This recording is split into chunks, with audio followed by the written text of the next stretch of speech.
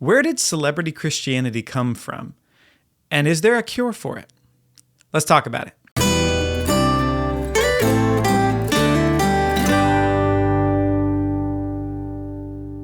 Welcome to the Worship Homestead. My name is Nathan Smith. Thanks for joining me. Today we're talking about celebrity Christianity. Where does it come from? What's wrong with it?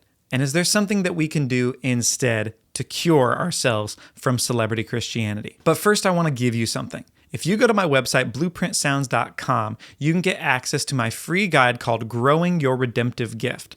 You may not know this, but God designed you with one of 7 gifts, and it affects your personality, it affects how you see the world, and most importantly, it affects how you relate to God and how He relates to you. Now, if you want to know more about that, you can download my free booklet. All you have to do is click on the link nearby. It's blueprintsounds.com/free. Now, in addition to that, there's a bunch of other free stuff on worship leading and songwriting and church sound. All that's on that free page. So go check that out. There's no strings attached. It's just there for download. All right, let's talk about where celebrity Christianity comes from. If we look back at the days of Jesus, he came at the crossroads of these 2 big systems of thought. One is the way that the Greeks thought, or Hellenistic thought, and one was Jewish culture. Now, there were problems in both of those cultures, and that's what we're going to talk about because that's what Jesus talked about in his day. So first, let's talk about the Greeks. The Greeks loved glory. And what I mean by that is that they really prized individual glory. You know, the idea of the heroic man in battle, winning the battle, even at the cost of his own life. That really captivated the Greek imagination. So if you think about the Iliad and the Odyssey and those great big poems by Homer, well, that is a way to immortalize your hero. That's one of the things that the Greeks really wanted is they wanted immortality, and they thought, well, if you were heroic in battle, then your deeds would be remembered for eternity because they would be talked about for eternity. The deeds of Odysseus or the deeds of Achilles, whatever, would be remembered long after that person was dead, and that was a way to attain immortality. Well, that also elevated the role of the poet or the bard, or the singer, because you were actually telling the tale of someone's great exploits. It really, really increased the importance of that person who was telling the story, and that led to the drama, the tragedy, right? The Greeks gave us theater. So that theater needed a place to be. Well, one of the things that they invented that we still use today is the amphitheater. It's an amazing piece of technology. If you go to an ancient amphitheater today in Greece, you see the platform, you see the kind of the radiating seats, looks like a clamshell ascending off into the hillside. Well, if you go to an ancient ruin, you could still stand in the middle of the amphitheater. You could address 12,000 people in those seats and still be understood without sound equipment. That's really, really impressive. Well, the Greeks gave us that. But that amphitheater, its actual shape kind of alludes to another thing, and this is kind of the core of the Greek ethos, and that is humanism. The idea that the human should be on a pedestal, and that's where the attention should go, right?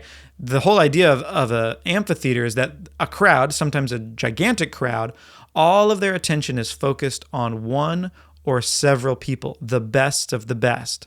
We find the same thing in the design of a coliseum where we have sports, right? We have the sporting event, the great person, winning that competition. He is surrounded by onlookers. The Greeks did this in all sorts of ways. They gave us sculpture, their idealistic depictions of the human form, or like I said, theater or public speaking. All of it was this same idea that we're putting the ideal man on a pedestal and we're worshiping that ideal form, the best of whatever it is that we want to see. Well, that gets us to another component of Greek culture, and that is, what do you do when you're on stage? And in a simple word, you change when you're on stage. Here's what I mean. Back in the day, the Greek tragedies, you would have about 3 guys who would do all of the acting. You might have a choir off to the side, but there would be 3 people who would do the acting. Now, they would change characters. There's more than 3 characters. And so they'd have these big, garish masks, really, really big, with really broad expression. So it's either really sad or really happy or really angry. And there would be a hole for your mouth to go to talk through. So they would hold up the masks, and that way even the people in the cheap seats of the amphitheater could see which character was which. And then the actor would talk from underneath that mask, and they could switch characters quickly and easily. Well, that gave rise to this word that we still use today. And here's where Jesus comes in. The word is hypocrite. Now, we think of a hypocrite as somebody that says one thing and does another, but literally the word hypocrite means uttering from underneath. I'm like, well, what does that mean? Well, if you think about somebody who's wearing a mask, it makes perfect sense. You're underneath the mask and you are talking, or you're interpreting from underneath. That's what a hypocrite is. Well, Jesus uses the word hypocrite quite a lot, but he's not referring to Greek play actors. He's referring to Pharisees, or another way to put it is he's referring to religious showmen. So let me read out of Matthew. Here we are in Matthew 6, verse 5. And when you pray, do not be like the hypocrites. Remember, the people who speak from underneath a mask. For they love to pray standing in the synagogues and on the street corners to be seen by men. I tell you the truth, they have received their reward in full. So Jesus and everybody around him would have known exactly what a hypocrite was. It's a play actor. They would have been familiar with the Greek stage because by this point, Israel is very Hellenized. But he doesn't use it talking about Greeks. He uses it talking about Jews. He talks about the Pharisees. And the Pharisees were that group of teachers of the law that thought they were hot stuff. They had really nice flowing robes, and they had the phylacteries, and they were religious showmen. They made a big deal out of their religiosity, and apparently they would pray on the street corners, not on a stage, but kind of on a stage, to be seen by men. And he said, don't be like that. What he's doing, him praying on the street corner, wanting to be seen by his brothers, is the exact same thing as an actor on a Greek stage changing to become somebody that he's not, to impress other people. So we have the Greek side of things, and now we have the Jewish side of things where the Pharisee is trying to be somebody he's not, or trying to impress people with his religious showmanship. It even got to the point where the Pharisees, believed, they said in their doctrine, yes, our robes, our possessions, the attention that we're getting, and our wealth is actually a sign of our righteousness. God is blessing us because we're so righteous, and that's why we're wealthy. And the wealthy you were in, the thinking of the Pharisees, the more you were blessed by God, the happier God was with you. So let's recap all that and see if any of that makes sense for us today. First, seeking one's own glory. Secondly, the crowd focuses their attention on the few, and those are the best of the best. Third, when you're on stage, you change into somebody that you're not. So that's all the Greek stuff. The Jews added the idea of religiosity as showmanship, that you could entertain with religious showmanship. And finally, the idea that the more wealthy you were, the more attention that you got, the higher you were up on the charts, that was a sign that God was blessing you. Do we see anything like that today? Yeah, I would say that we do. Without being too specific, I think that pretty much sums up Christian celebrity culture. So, okay, that's the problem. How do you combat that? I mean, some of what we do in church has hundreds and hundreds of years of tradition behind it. How are we supposed to come at that in the opposite spirit and do what Jesus told us to do, which is get rid of all that? Well, let me give you 3 tips from what we do at our house church. For over 15 years, I've been leading worship for my parents' house church, meets in their living room. And here's what we've learned as a result of doing church this way. The first thing that we do when we get together is we have a meal. And that you should not overlook. Eating together, feeding one another is one of the primary ways that we build attachment. Just think of it on a visceral level. Like if you had a dog and you wanted the dog to attach to you, what would you do? You would feed it. The one who feeds the dog is the dog's favorite. Or even a mom and her child. The first way that we bond, through warmth and sound and sight and touch and smell is by nursing, right? The mother bonds to the child and the child bonds to the mother. And the same is true when you're an adult. When we share a meal with other people, when we eat together, we bond.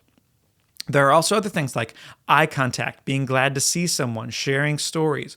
All of that stuff, when you're together like that, when you're rubbing elbows, when you're sharing life in that way, you bond to one another. So that's the first thing. The second thing is participate.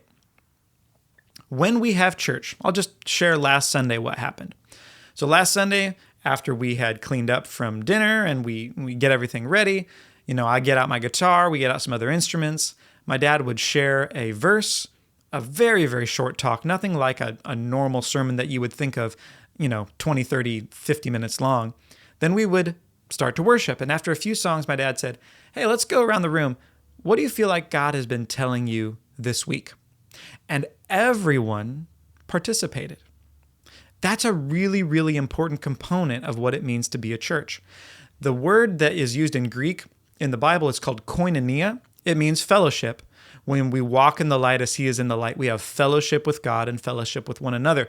Well, it actually literally means sharing, participation. And so you have to do that for real. You can't just talk about participating.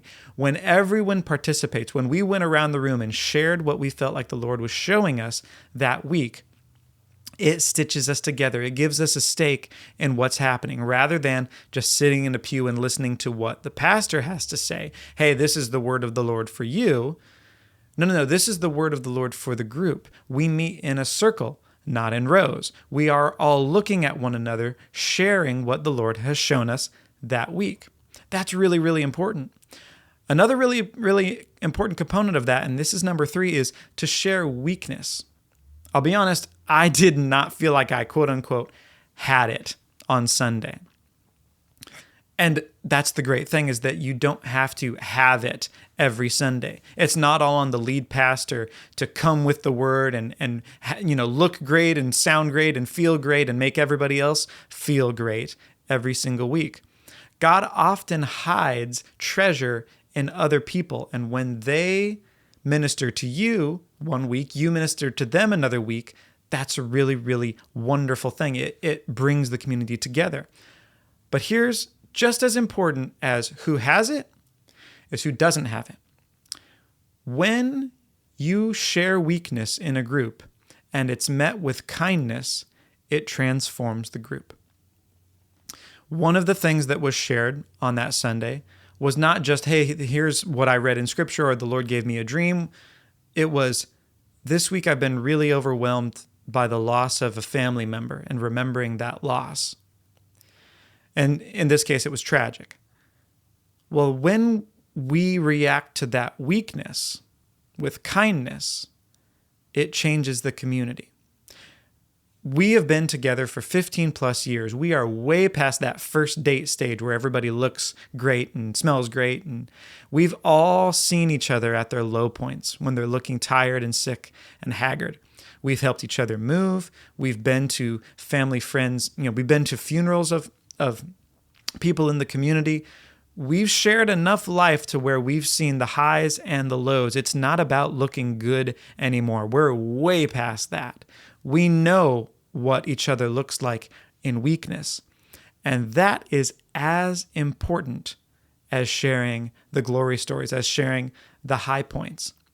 Because that combats that celebrity culture that says, oh, when I'm on stage, I have to look good. I have to be on. I have to, be great. Just like that Greek ideal of, oh, I need to put on a mask. No, in our community, we take off the mask because these are my people. And I can trust them with anything. And I can trust that if I share weakness, it's not going to take advantage. People aren't going to take advantage of it. People are going to treat it with kindness. That is a really, really important part of community. So, to recap, If you want to combat celebrity Christian culture, if you want something else, here's what you do. You build a community that's based around love and attachment, and you can do it in really simple ways like sharing a meal together. Secondly, you participate. Everyone participates in one another so that it's not just on one person to look good and make us look good. And thirdly, you share weakness too, not just strength, because weakness is actually an invitation for kindness. And when that happens, it transforms the community to look more like Christ. That's my speech, and I'm sticking with it.